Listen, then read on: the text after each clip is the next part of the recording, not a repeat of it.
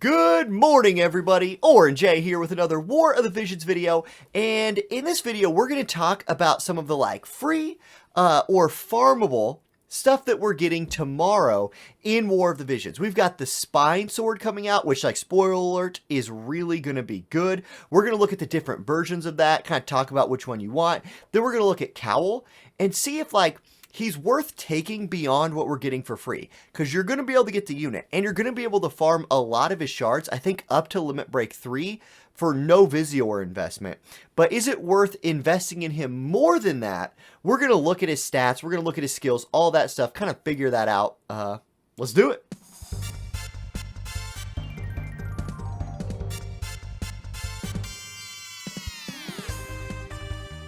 Okay, now I wanted to kick things off by reminding you about Amazon coins. Hey, if you need some Visior tomorrow, this video, like all my videos, is sponsored by Amazon coins, so consider using my Amazon coin affiliate link if you need some Visior. Best way to buy Visior, and it supports my channel. Now let's get to the sword. So this is the Spine Sword stats that you're seeing on the screen, and you see there's 3 different versions of it, right? There is a, this top version is a vital version, right? And it has 64 HP. Skip on that one. Middle one is Assault. That's probably going to be your best one. 154 attack, 14 accuracy, and 3 crit rate. I really like that combination of 154 attack and still getting the 14 accuracy.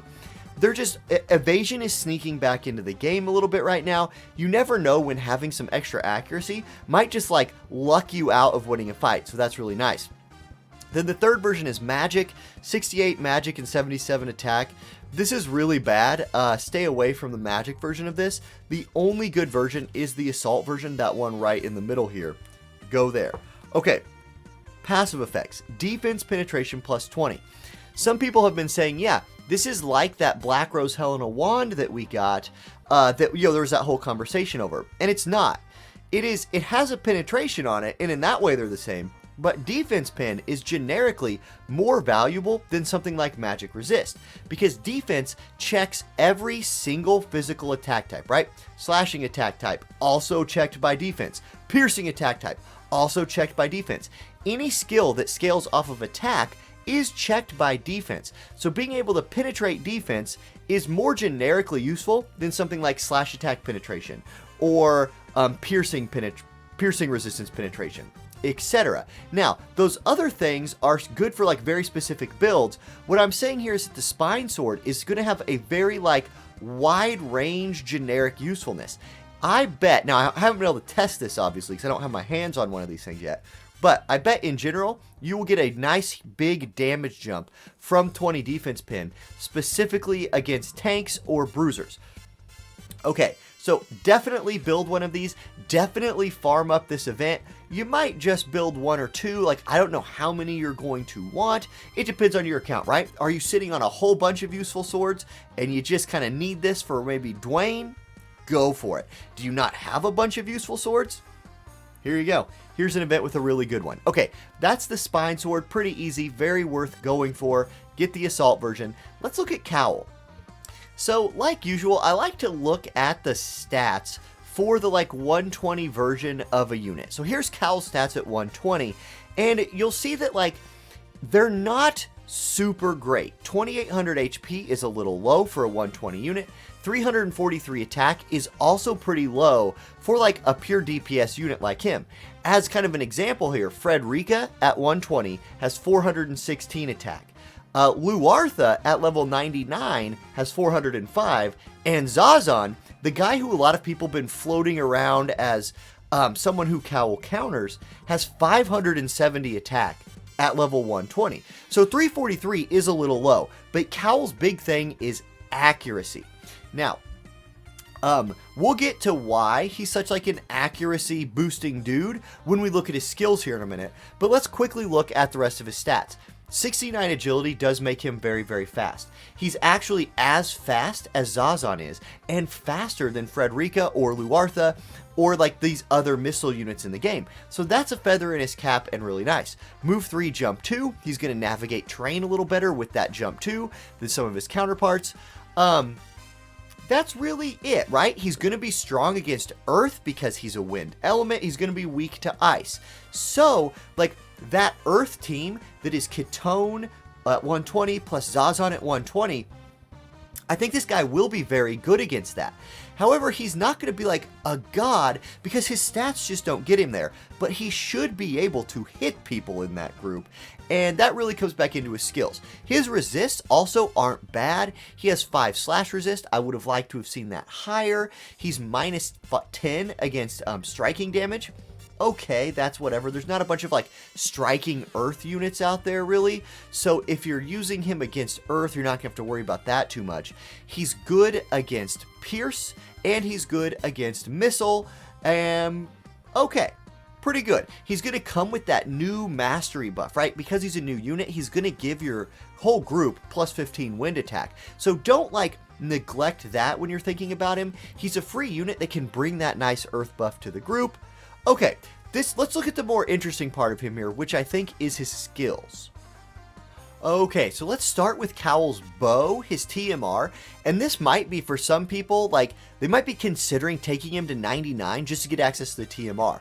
I actually don't think this is very good. The attack stat on it at 152 is fine, 20 accuracy is really nice, but the effect of a 20% chance to decrease evasion by 40 is significant for 3 turns, is good, but it's only on basic attacks. Would have been really nice here if this like could have procced on other attacks. Maybe then it could have been a really useful bow. Otherwise, I don't really like this. Maybe I'm wrong, maybe somebody will convince me otherwise, we'll see, I doubt it. Okay, his skills. Within his skills, you're going to see his ability to hit things really start to come out. First of all, he has a choice between range +1 or range +2. Depending on the map, you might want to run one of those over the other one or stack them both if you're just feeling real rangy. Okay, so he has access to those. He also has access to an attack and luck buff. That's good. That's going to give him more accuracy through luck and more missile attack, which might help him break through his what seems like low damage because of his attack stat. Speaking of those two things, his Nightblade support ability, 30% attack boost, that's nice. Accuracy +25, okay, that's really good. And then he doesn't care about decreasing his evasion rate because he's not going to be dodging anyway. He also has access to just a flat 15 increased missile attack if you want to do that, but I don't think you would ever use that over this one because you're getting 15 missile attack and 12% luck there. So you probably want to run these two in the middle right here about all the time on Cowell if you're using him. His counter skills are not very good. Counter damage by decreasing accuracy, counter smoke, oof, don't really like that. He has counter shot and counter swing. Yeah, these aren't really good. You might just run counter shot. I don't know. Not excited about any of those. Now, his main job skills. What has he got here? There's a couple that I really want to highlight. He has a lot of the ones from Sniper that you're used to, right? The agility down one, the buff that increases his range and defense pin. So, okay, those are pretty good. He's going to be a defense penetration guy if you want him to be. But I think the big thing here is his defense pin buff upgrades to an AoE buff for his whole group that increases accuracy +30, gives the range up, and the defense penetration for himself. So giving your whole group 30 accuracy is pretty nice. That's some utility added to the guy and a reason to consider using him if you're building an anti-earth team. Also, his Dispel All Buffs and Haste shot, which is a ranged AoE shot, gets upgraded with a +30% hit chance. So this is a really good skill, 200% damage that hits in an AoE. Adding the 30% hit chance to it is a nice upgrade. It also costs 8 less AP and has 3 uses still. I think this is a really good skill. Will it hit hard enough to justify using the guy? Time will tell. I guarantee you some people will build this dude because of the boost we're getting and not having to pull for him at all. He gets the move down shot, he gets the physical barrier break shot, and his job level 25 skill gives him access to a 200% damage, 100% hit ability, akin to sharpshoot, right? But a hard hitting version. So that's pretty good. His main job, sub job, has the disable shot in it, has the attack buff, and has the paralyzed shot that's an AoE. None of these are increased hit chance, so you'd only run these in conjunction with like buffing your accuracy first, I think. Because this guy is really anti-Zazan, anti-Ketone, more than almost anything else. He seems like that's his only job to me. Maybe I'm wrong. Gunner sub, this, okay, I was wrong. Because I just thought of another reason this guy's good. He's a wind missile unit with a double hit attack. This will work really nice in conjunction with Lucia if we have another wind missile raid or wind missile boss.